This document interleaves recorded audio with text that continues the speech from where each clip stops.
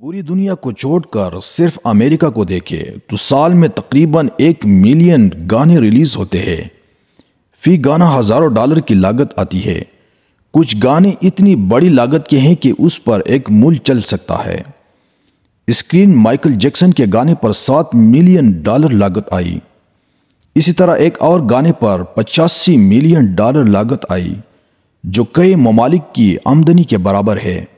Feminism کے پس منظر میں بنائے گئے گانے ایسے ہیں کہ جن کی شاعری نے وہاں کی بچیوں کو ہوش و خرچ سے بیگانہ کر دیا۔ ایک لڑکی عالمی میوزک انڈسٹری پر تحقیق کر رہی تھی۔ تجسس تھا کہ اس نے کیا تحقیق کی ہوگی۔ پوچھنے پر عجیب و غریب حقائق سے آگاہی ہوئی۔ کہنے لگی میوزک انڈسٹری نے پوری معاشرتی نظام کا تیا پانچہ کر دیا ہے، لیکن اسے اس سے کوئی غرض نہیں کہ لوگوں پر اس کے ایٹم بم سے بھی زیادہ خطرناک اور منفی اثرات مرتب ہو رہے ہیں۔ زیادہ درست بات یہ ہے کہ انڈسٹری جن ہاتھوں میں ہے ان کا اپنا ایجنڈا اور مخصوص پس منظر اور نظریے ہیں۔ موسیقی کے ذریعے وہ اسی کا پرچار کر رہے ہیں۔ آنکھیں حیرت سے پھٹ پڑے جب اس نے بتایا کہ ان گانوں اور میوزک میں ڈرگس، الکوہل اور دیگر اخلاق باختہ رویوں کے متعلق دعوتی مصرے ہی نہیں بلکہ شیطان کی بندگی کا واضح اعتراف بھی موجود ہے۔ ان کی موسیقی کا بیشتر زور حرام تعلقات کی تشہیر پر ہوتا ہے، جو گالیوں اور شیطانی کلمات سے بھرا سراسر بدکاری کو دعوت دیتا ہے۔ موسیقی کا اہم کام دماغ کنٹرول کرنا بھی ہے۔ یہ دماغ کو ایک الگ طرح کے نشے میں مبتلا کر دیتی ہے، اسی لیے اس کو شراب کا نائب بھی قرار دیا گیا ہے۔ اس سے حیا کی موت اور شہوت کا رواج ہوتا ہے۔ اگر نشہ جسم اور دماغ کو ناکارہ کرتا ہے تو موسیقی روح اور عقل کو لے کر ڈوبتی ہے۔ مجھے حضرت عمر بن عبدالعزیز کی بات یاد آ رہی ہے۔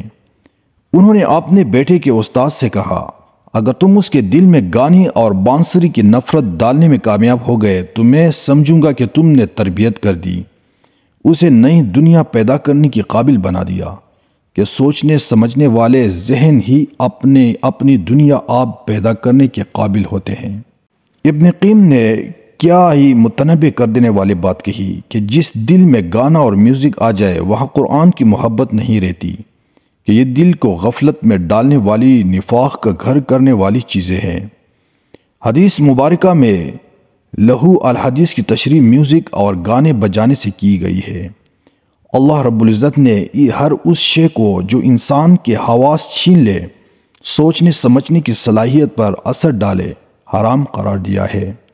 یہی وجہ ہے کہ موسیقی کو حرام کہا گیا ہے، جو اسے غیر حقیقی دنیا میں لے کر جا کر چاند ستارے توڑ لانے کی بات کرتی ہے، اور انسان ایسا غافل ہوتا ہے کہ قیمتی ترین متاع ایمان تک خطرے میں پڑ جاتا ہے۔ ایک عالم دین سے جو کہ مائنڈ سائنس میں پی ایچ ڈی بھی تھے، کسی نے موسیقی کے حرام ہونے کی وجہ کے بارے میں سوال کیا۔ کہنے لگے میوزک انسان کو خود پرست اور خود غرض بناتا ہے، اسے اپنے سوا کسی کی پرواہ نہیں رہتی، اور یہ ایسی کھائی ہے جس میں گرنے کی کوئی انتہا نہیں۔ آسان الفاظ میں سمجھاتے ہوئے کہنے لگے کہ انسان جب خوش ہوتا ہے تو اس میں کیمیائی مادہ ڈوپامین پیدا ہوتا ہے۔ یہ خوشی جب کسی جسمانی یا روحانی مشقت سے حاصل ہو تو دماغ میں ایک اور کیمیکل پیدا ہوتا ہے، وہ اسے توازن میں لاتا ہے۔ جبکہ گانوں، میوزک، موبائل گیمز میں جسمانی مشقت نہیں ہوتی، اس کے نتیجے میں پیدا ہونے والی ڈوپامین اگلی بار دوہری تن آسانی کا تقاضا کرتی ہے اور متوازن کرنے والا کیمیکل نہیں بن پاتا۔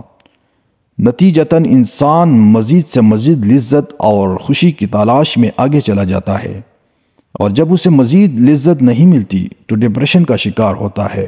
موسیقی بھی انسان میں یہی کیفیت پیدا کر کے مزید سے مزید کی تلاش میں اسے زندگی میں کچھ بھی خاص کرنے اور سوچنے نہیں دیتی، لہٰذا اس کا مقصد ہر جگہ سے صرف مزید خوشی کا حصول رہ جاتا ہے۔